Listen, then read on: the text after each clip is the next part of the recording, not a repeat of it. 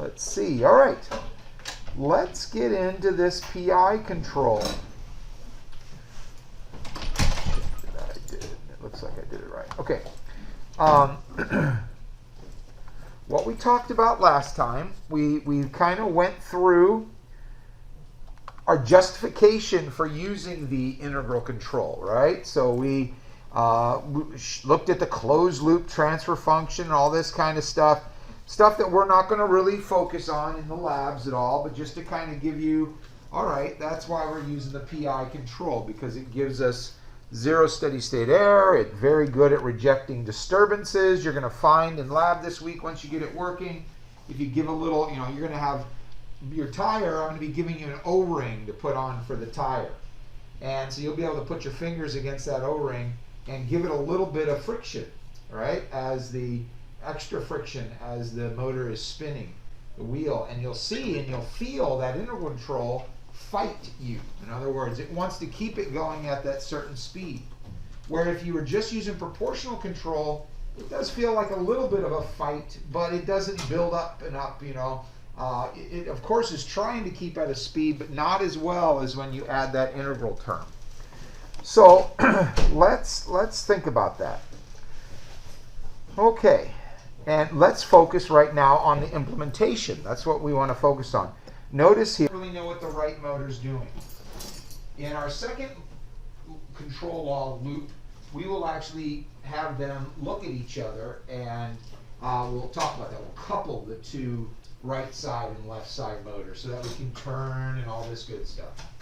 But let's just focus on one of the motors, because obviously the implementation on the one motor is the same as the implementation on the other motor. Maybe a couple positive and negative signs difference, but for the most part, everything's the same. Okay, and so let's think about where did this little z come from, z transfer function. Let's go to my, good. So again, when we draw these as block diagrams, we think of our different parts of our system, and this is all implementable on inside our microcontroller.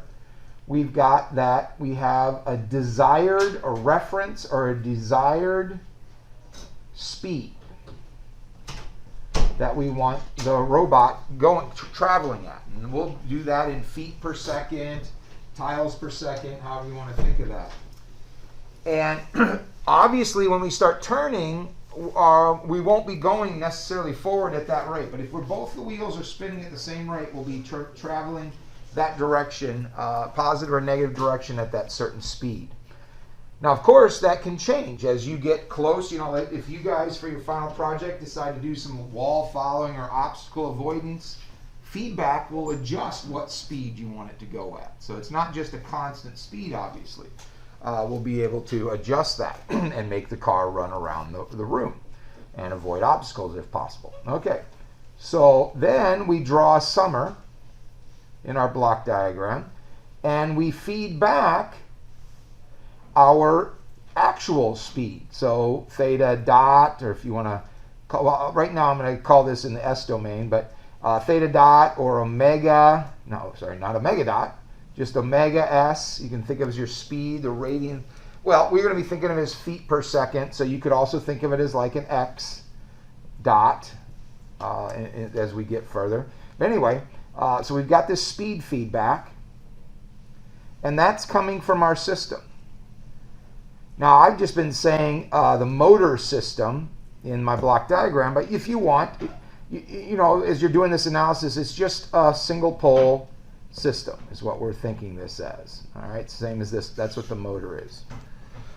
Okay, and then we're getting out of the motor our feedback, which is that speed, isn't it? Okay, and obviously we're going to find we're only sampling theta of the wheels. We'll then take theta over time. We need two samples, theta current minus the theta previous, divided by delta t, and that will give us our velocity. So we'll be calculating that. So theta current, so we'll be, right now it's obviously the continuous domain, but when we get to the discrete domain, theta k minus 1 divided by our sample rate, which we're going to be using is 4 milliseconds. Okay? and that is our omega, or whatever you want to call it. Omega probably in the z domain there, if we want to call it that. Our discrete domain, the discrete approximation of the derivative. Okay, and in addition, then we'll just multiply that by a gain, which is just the radius of the wheel. If we take omega times the radius of the wheel, we have feet per second, don't we? Feet per second. So that we'll be doing all that during the lab, getting that all going that way. Okay, and that's what we'll be thinking as our feedback, the actual speed of the car. So it'll be nice. You'll be able to tell the car go 1 tile per second. And once you get it going down on the floor, you'll see it going at that rate. Okay, so we've got that. Then we've got our error. So now we have the error that we'd like to drive to 0. That's the whole goal of our controller. So the error between what speed we'd like to be going at and what we're actually going at. Then this PI control takes that error, multiplies it by a proportional gain. It also takes that error, integrates it, okay? And 1 over s, right, is an integrator. S is a derivative. 1 over s is an integrator. And ki, gain. And then we sum those two back together. And that gives us what we're going to call control effort, or what we've been calling U. I believe we called it that earlier in the semester too. The value that we're driving, and of course, there'll be a U left and a U right, won't there? There will be 2 of these block diagrams implemented. Good news is the proportional and the integral gain is the same for both sides. So you can use the same gains there if you'd like. Okay? So that's our finished up block diagram. But now, where do we go from here? Well, we need to discretize all this. We can't deal with, well, I guess we could come up with an ODE solver and all this kind of stuff. But what we're interested in is implementing this in discrete time, just like we did our filters. Discrete time meaning we have our different states at our different samples, either the current state, previous state. Sometimes if you get into a larger filter, you'd have multiple states in the past, right, in your control. Here, this is pretty basic. Well, what do we do? And this is a little bit, this is right out of SE 420, Digital Control of Dynamic Systems. What do we do with these S terms when we want to discretize them and implement them on our computer, on our microcontroller? Well, last time I showed you that, an integral, an approximation of the integral is the Tustin rule, isn't it? Or what we call the trapezoidal rule, too. And if you remember, as we're integrating, you start back here at time equals 0 and just start integrating. And what you're doing is just adding another little trapezoid as you go, each sample, don't you? So where, in other words, we have an approximation of the area under this curve. This is our error. Error k, 1, error 1 times 1, error time 2, error time 3, etc. You'll be sampling it much more finely than that, but anyway. So you have this right here, what you have found to be the integral under that curve, the integral of error previously, right? So we have this ik minus 1. The new ik is equal to simply what you found the previous 4 milliseconds ago, right? That's this ik minus 1. That's your integral. Plus what? We've got this little error and this error here. So this is some error k time k. This is error k time minus 1. Error k minus 1. So 4 milliseconds ago in this case. We're going to say that ek plus ek minus 1 divided by 2, right? That's the average of these heights, isn't it? So we find this little sliver, a rectangle, don't we? So the average of the heights times delta t, which is our 4 milliseconds. This little base right here. Agree with that? I'm sure many of you have seen this before and just kind of remind us of this. Well, what can we do? We can take, and what we really need to know here is what this transfer function is approximated by the trapezoidal rule. Okay? And so what do we have here? We've got error as our input here, and we have integral some I as our output, don't we, of this transfer function. And so what we're looking for is the transfer function of the output I over the input error, right? And we can actually solve for that given this difference equation right here. What do we do? All right, so we can move. What we got to do is get the e's and the i's on their own side, don't we? And this would be actually a discrete transfer function, so in the z transform domain instead of the s transform domain. All right, let's think about that. So what we can do is let's move this ik minus 1 over to the left. Okay, so we have ik minus 1. Why don't we go ahead and move the 2 over there too? What the heck? Times 2. Okay, equals ek, excuse me, ek plus ek minus 1 times delta t, or 4 milliseconds. Okay, so now to find this transfer function, I over e, right, we want to pull out I.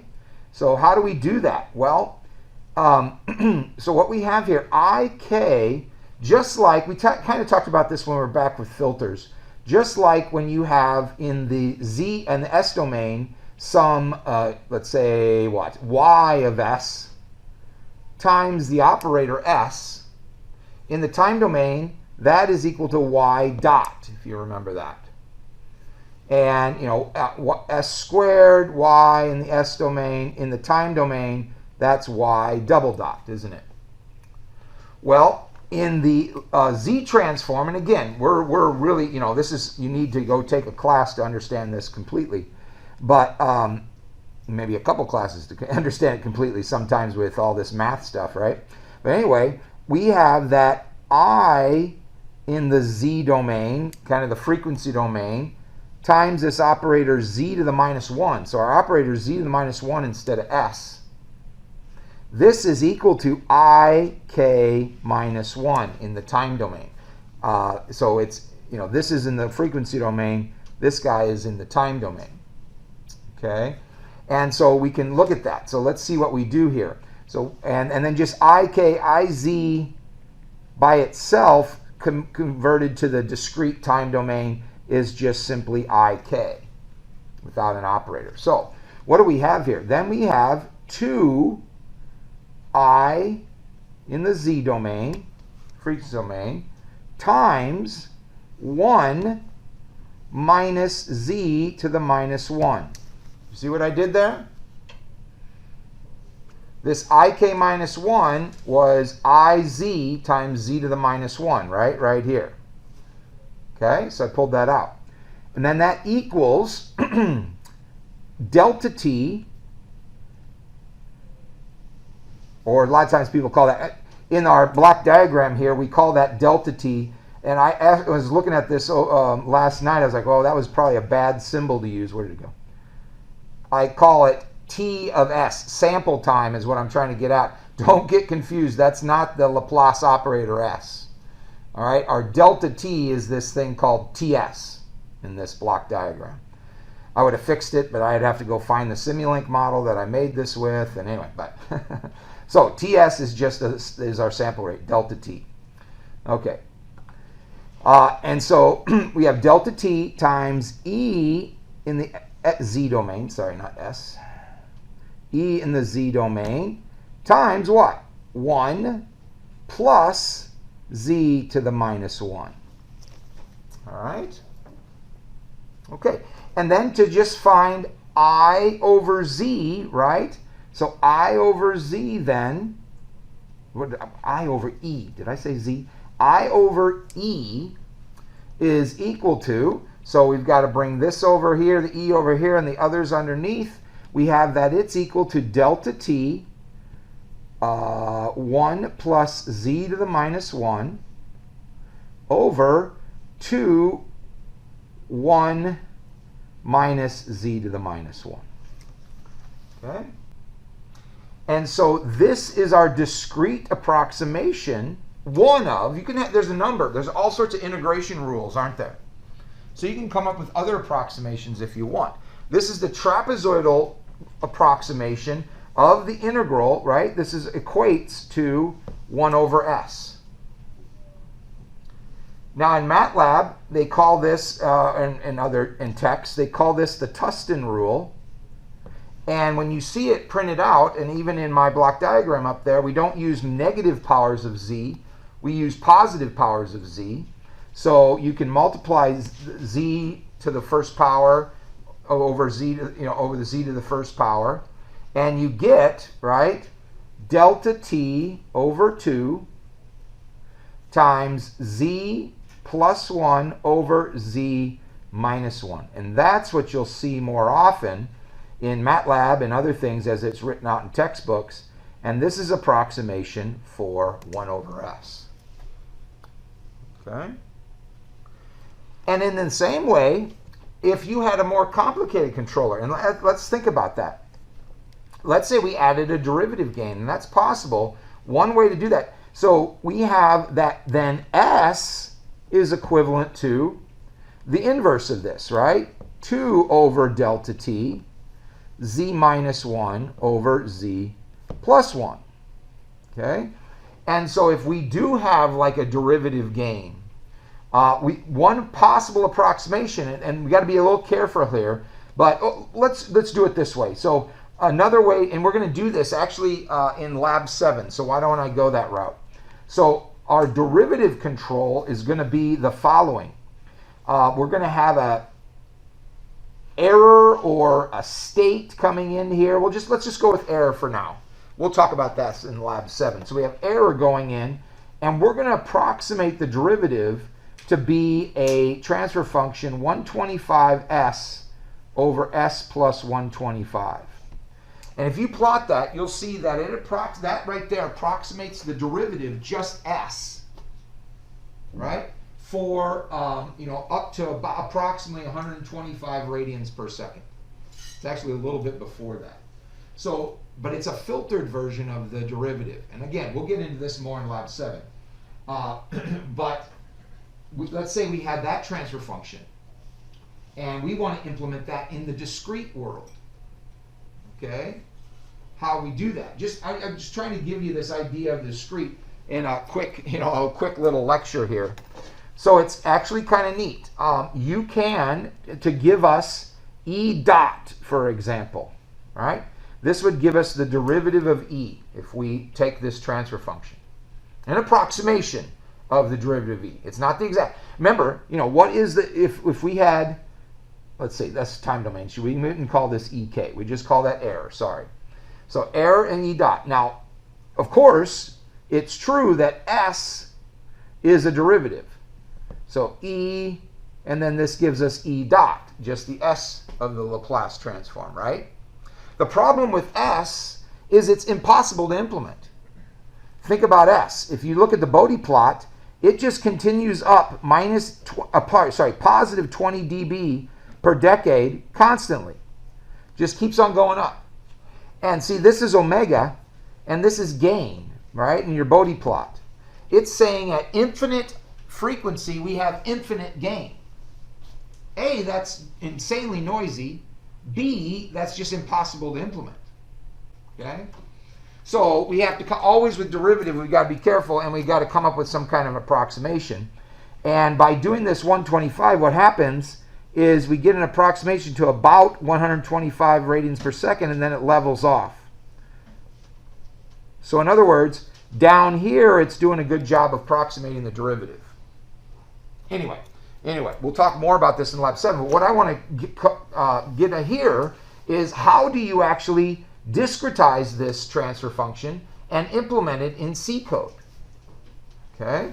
Well, what you do is you take this S, the approximation, and you substitute it in here and in this S. Now, I'm not going to do all the math. MATLAB will do that for us. So in other words, we have a discrete E of Z going into what now? We can substitute in for S 125. S is 2 over t, z minus 1, z plus 1. That over 2 over t, t again, delta t, let's keep it consistent. Delta t, right? Z minus 1 over z plus 1, that plus 125. Okay? Now, I'm not going to do all this algebra. Let's just let MATLAB do it for us real quick. Now, again, this is Lab 7 what I'm doing. You're going to implement this in Lab 7, but I'm just trying to show you how you discretize a continuous transfer function. Approximate it, of course. We could say my derivative or whatever is equal to the transfer function, right? Numerator of this is 125, 0. And then the denominator is 125. So this is my continuous transfer function that approximates the derivative. Then MATLAB has a nice function, c to d. And so we can say my discrete, my big D derivative or whatever, is equal to, now it's called c to d, and we give it the continuous transfer function, my derivative. You tell it what sample rate you want to sample at. All right, so 4 milliseconds. And finally, you tell it that you want to use Tustin. Okay, or Tustin, which is the trapezoidal rule. And we close that off. And so doing all that algebra, we're left with this pretty nice little z transform transfer function. Okay? All right, great. So now we've got this transfer function that gives us velocity. Let's see what that, let's see if this makes sense. Let's look at it. So we're going to go back to my, what did I, sorry, it was 100, sorry, I just missed it. Yeah, 100z and then 0.6, great. So we come back here.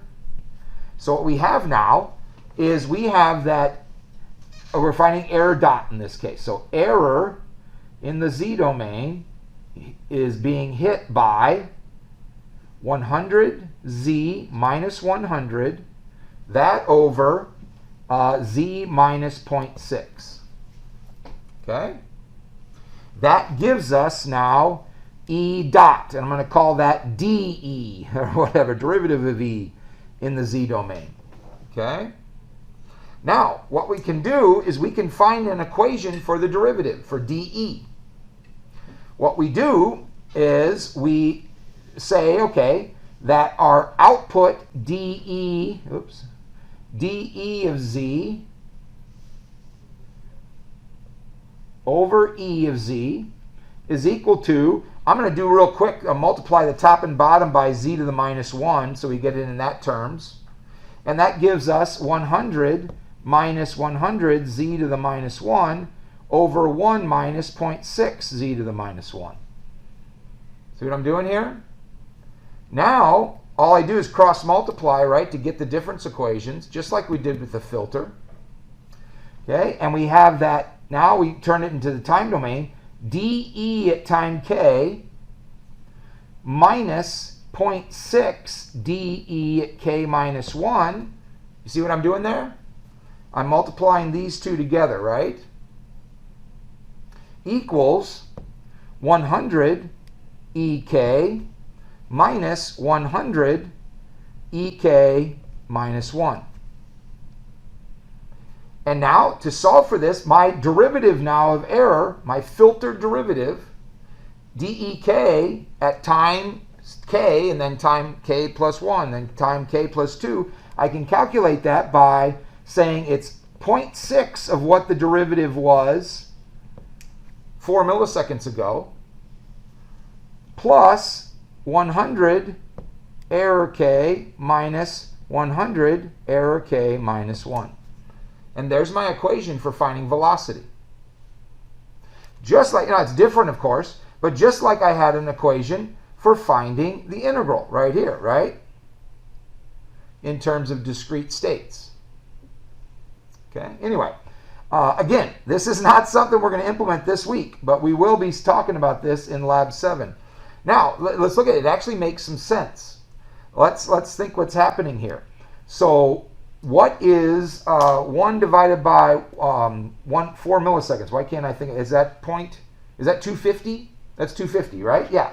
So our velocity, or what we call kind of raw velocity, or let's call it that, raw dEk, is equal to just our Ek minus Ek minus 1 divided by 0.004. Okay? That is what? That's the same as saying d raw dEk is equal to 250 times Ek minus Ek minus 1. Okay. What is 0.4 of 250? 100, right? Is that right? Should be, right? 4 times that is 10, right? Is 100. Agreed?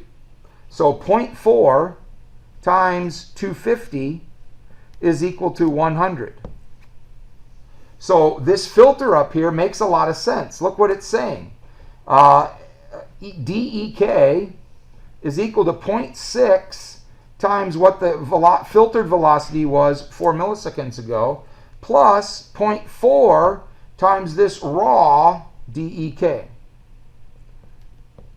So in other words, that's a very simple filter of the raw velocity that we've been calculating. All right. So anyway, just it's kind of nifty there that it works out like that. Very good. All right, that's enough on that. We'll talk about more of that in lab as you get to implementing and things like that. But great. We've got now, again, we're not doing the derivative. So we've got our equation for Ik. And actually, all these equations are given to you in the lab. So if you go to the lab, I even give you the implementation equations, which are right up here. Okay? And so what I want to do here now is think about the flow of your code, how it should start kind of looking as we start doing control of these two systems. So if we start thinking about that, inside one of your timers, for example, CPU timer 1 or whatever one we decide to use, whatever, this is going to be happening every 4 milliseconds. Okay. Now we will want to create some global variables. Let's go look at our equations. So if we look at those equations again, we've got that error is equal to a value that we are desiring the motors to run at, some speed, minus what we're currently running at, our current speed. Okay. And so we need to calculate speed, for example, too. I guess one of the equations isn't in here. We need to know what the speed is. Then we have our equations for integral. And Ik is what the integral was 4 milliseconds ago. And remember, you're going to be coming into this CPU timer function every 4 milliseconds. So you don't want to make this Ik minus 1 a local variable for that timer, because we want to know what the value, because we're going to remember what happens in a timer. You run the code and it exits, doesn't it? When you exit out of that timer, all your local variables are destroyed. Then they're recreated when you come into that function again. So the best thing to do is to make that Ik minus 1 for sure a global variable, so it keeps track of what it was previously. Okay, what the value was 4 milliseconds ago. Same with error k minus 1 here. That needs to be a global variable. And you might as well make error and all these other ones global variables because it's just easier to debug. But anyway, definitely these old states have to be global variables so they keep track of where we're at. Okay, so what do we do here? Here's our steps, and I want you to think about this as you're doing the lab. So in CPU timer 0, what's our first step? Step number 1 in a control is decide. Now I could swap these step 1 and step 2 if you want to, but I like to first decide what? Your reference. So what's that going to be? Well, you're going to find what we're going to do is we're going to plug our car into a longer USB cable. I got a longer USB cable I'm going to give you. And we're going to write a little simple teraterm code so that when you press a key, remember how you, in the beginning of the lab, we pressed keys in teraterm and it turned on and off LEDs and all that good stuff? Well, now we're going to press a key and it's going to tell us to go faster. And we press a different key, it's going to tell us to slow down or go backwards or whatever, right? So we say Q, Q, Q, like a video game. Like Q, Q, Q, Q makes you turn left. P, P, P, P, is that right? Q, P. Anyway, P, P, P makes you turn right or whatever, right? And then maybe plus and minus, whatever you want to use, goes forward and backwards, whatever easier. Right? Or faster in speed and slower in speed. So that's going to be kind of under the workings, but here you have to decide what your reference is. How fast do you want to go? Okay, in the case of this control. Step 2 is to read your feedback.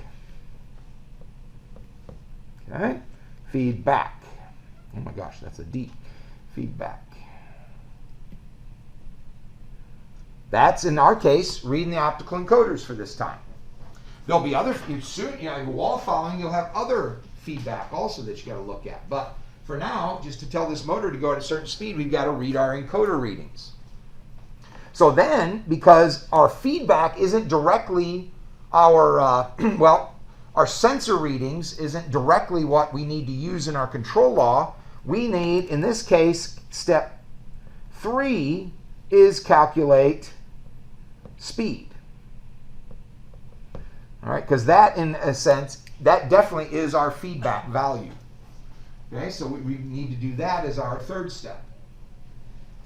Then after that, down here, it's going to be step 5. Step number 5, I'm going to put in 4 here in just a second. Our control law needs to be calculated. Well, what is that? That is U, and of course there'll be U left and right. Let's just do the left for now. U left is equal to Kp times error left at time K, right? Well, error, we can put a K there, whatever you want to call it. Same with U at time K, the left, plus Ki times this Ik, right? Our integral of the error. Okay, so what this step 4 needs, and in a sense, you could kind of merge step 3 and step 4. We need to calculate our states of the controller.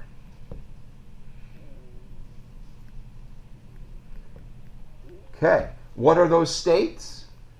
Error and the integral, don't we? Okay. So, great. So that's easy, right? Well, we gave you the equations. Error is really easy, right? Error K is just equal to our reference that we've got up here. Reference minus, well, I called this feedback. Maybe I should have called this read sensors. And then, in our case here, we had to calculate the feedback, right? So reference minus our velocity. That's easy, isn't it? So we've got that. Every sample, we can calculate our error. And then also every sample, we can calculate our integral. Ik equals Ik minus 1, blah, blah, blah, blah, right? Our trapezoid rule, trapezy. Agreed? What we'd set up above for that integral. Okay. Then there's this, and well, let's come back to this. There's this step 6, and that's whenever you use an integral. If you code up your own PI controller in the future, I'm going to slap you on the hand if you come to me and say, why isn't this working? And you forget to fix integral windup. You must always take this into account when you're coding a integral term in a controller. Okay? You'll have all sorts of problems, especially at startup, is when you see this a lot. But even so, if something weird happens as the controller's running, integral windup. What's her name? Yishao? No, not you. Sorry. What's her name? Who just graduated from Aline's group? She lives in Siberia. Why? She's gonna. Ayuna. She came to me with that question. She took 2 classes from me, you guys back there, and she did not solve the integral windup problem, and she was wondering why her little servo motors were going and ripping her papers apart, right? So she made this little, her research was this little umbilical, as you twisted it, the paper, what was the word for it? What? Origami? What do you say again? Is it origami? Origami, kind of like origami little, bellows or whatever, and as you twisted those things, it spread apart, and then as she was doing that, she could move this little machine around, her little car, or whatever you want to call it. Well, she wasn't fixing for integral windup, and when weird things happened, that thing would go and rip her paper apart, right? Or that was all part, And I was like, remember, integral windup, and it just solved her problem. Okay? So anyway, that's something to watch out for, and we're going to talk about that. So fix integral windup, and then step 7. Step 7 is to actually send control effort to PWM. So that's a pretty simple one, to PWM. So we have to remember to set EPWM, what was it? 2A, I believe, right? 2A and 2B is our left and right, or whichever way. Okay? So we got to send it out. Last thing in the relay control, step 8, is to save past states. Okay, this is where, and you guys did this in the filtering. Remember your 2 for loops? You did your for loop to find B times all the X's in the for loops, and then the second for loop saved all the old states, xk1, xk2, 3, right? Oldest to youngest. And so that what that means here is ik minus 1. Now, what would this be called? You could call this state in your C code maybe ik underscore 1. You could call your variable if you want. Or you could call it ik old or something like that. Whatever you want to call your actual float variable. That's got to be set to the current I, doesn't it? Because we're about ready to exit out of this 4 millisecond function, and the next time we come in here, this ik old, ik underscore 1, needs to be what ik was 4 milliseconds ago. Agree with that? Same thing, error k. Maybe you call it ek underscore 1 equals ek. We need to calculate velocity up here, right? Velocity is going to be our very simple vk equals a gain to convert to feet per second times theta k minus theta k minus 1 divided by delta t, right? There's our velocity. So we have to store, if we're using it that way, we need to say that theta, maybe call your variable thk underscore 1 equals theta k. Now, people are tempted, once up here where you calculate your integral, say up here in calculating states, you up here save your past states for the next time. I'll let that slide if you really like that, but personally I like organizing this all down in one spot in my control code. It just has served me well over the years, so that's just the way I like to do it. If you really want to try it a different way, you can, but personally I like to do all my saving the old states down here. Okay? And then before we exit, every 4 milliseconds, we may need to make some other unimportant, not super important decisions. Maybe we want to decide if we're going to print. Do we want to print to the UART, right? Do we want to print something? Do we want to save data to arrays? Things like that, right? If we want to store things. Want to save data. doing all this kind of stuff as the last things in the controller, because this is all the important stuff up here. If we get this happening without any glitches between them, we're okay, and all this other stuff can be kind of done after the control code's done. Okay? Questions about that? Okay. So again, now we're going to be doing that 2 times, aren't we? We're going to be doing this for both the left and the right motors. So 2 sets of these equations and variables and all this great stuff for both for left and for right. Now let's think about this integral windup problem. Let's see, can I do this quickly? Let's see if I can do this quickly in Simulink. This may be a disaster. We'll try it. See how quick I can do Simulink. If it pulls up quickly too. Well, as we're waiting for that, the idea here is, let's just think about our step response of this system, okay? Versus time. What we desire, this is speed, feet per second. What we desire is that given a vref of desired, right, our reference, there it goes. Given our reference, let's come back to this.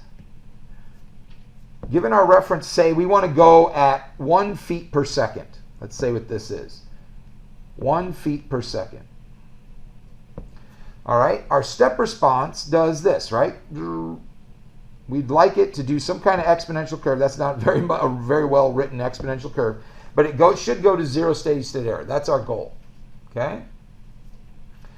Now, while doing that, see all this as what are we integrating? We're integrating the error, which is the difference between ref and our actual velocity, VK or whatever.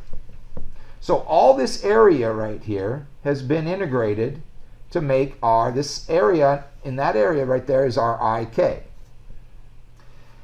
And what this is showing is this amount of integral is what's needed to bring the motor to 0 steady state error when we calculate U equals Kp E plus Ki times Ik. Okay? Now, the question is, especially like at startup, what if you forget to turn on the motors? The easiest way to have this integral windup is if you forget to flip on the amp switch. Right? You have to flip the amp to get those motors to spin. So during that time, we're not integrating this area. What we're integrating is all this area, aren't we? Until we decide, oh crap, I forgot to flip on that amp switch. And then it starts going. Okay? Well, again, this area right here was the amount of integral that it took to bring the guy to 0 steady state error. So we've got all this extra error, integral of error, and what that causes is this thing to overshoot. Okay, our step response. Then when we're overshoot, then we start integrating this error. All this was integrated, right? Then what we have to do is we have to overshoot such that it bleeds away all that excess integral, and then finally it'll come back to 0 steady state error. But by the time we've done that, you've damaged your system or whatever. Because especially, just imagine if you waited longer to turn on that amp switch. The integral gets bigger and bigger and bigger and bigger. And then you say, okay, let's turn it on, and you've got this huge integral here in your U function, right? So this is what we call integral windup. And we need to watch for that. We cannot allow that to happen, okay? So what we do, I'm running out of time to do Simulink, but what we do here is we do an if statement. After we hear, what step are we at? Remember up here, our step 6, fixed integral windup. At that step 6, we have calculated U. We know what control effort we want to apply. Okay? Well, with most all systems, I should say, u has limits. In our case, we limited remember we did our set PWM functions to give us a value between -10 and 10. Agree with that? Remember that? So our u limits is -10 to 10. Well, what we can do is we can say if the absolute value, and by the way, absolute value in C is FAB's, floating point absolute value. If you just use ABS, this is an integer. So don't use ABS for floats, okay? So if the absolute value of u is greater than 10, okay? Think about that. So our problem is that our integral is getting bigger and bigger and bigger. For some reason, it's winding up because the motor's not spinning at the right speed. Maybe there's an error in the motor, who knows? Or we just forgot to turn on the motor, okay? That error is getting bigger and bigger and bigger. Well, there's going to be a point when it gets so big that u is greater than our maximum value, okay? Is there any reason to keep on integrating if u is greater than 10? No, because the whole point of integrating more is that you create more force to move you to your position, to overcome this thing that's building up, right? That's the whole point. Whatever this problem is, that your thing's not moving. So if you don't have any more torque to give, there is absolutely no reason to keep on integrating, okay? So what the lab's going to tell you to do is simply say, if u is greater than 10, ignore the step that you took of that integration rule. Just set IK equal to what IK was 4 milliseconds ago. So think about that. We were up here, and we're calculating our u right here, okay? And at this instant in time, we just calculated u. We're here checking for integral windup, and we see that u is greater than 10 or less than -10. So notice up here in, well, where is it? Our IK right here, we added an extra little sliver, didn't we, of the trapezoid rule. Trapezoid rule. So what we're saying is, okay, I has gotten too big. Don't use what currently IK is. Just say the IK -1 was big enough. And where did I go? The IK -1 was big enough. So just saturate it, stop the integral at what it was 4 milliseconds ago. So in other words, this piece of code right here for fixing integral windup will actually find the integral limit for you. What you need, the highest integral that you should have to apply to the system. And you will find other controllers and maybe even papers out there that with PID and this integral windup check saturate on I, and so you find what your maximum I is and don't let it get any bigger than that. That's another way to do it. The only problem, and I'll let you go, the only problem with that is it not only if you tune your KI gain, you also have to adjust the I limit, okay, usually. So this is a much better way just to watch if your U is at the limits and then saturate your I there. Don't let it get any bigger than that. And that's how you can solve integral windup. Okay, good. So we'll implement our speed controls tomorrow and Friday.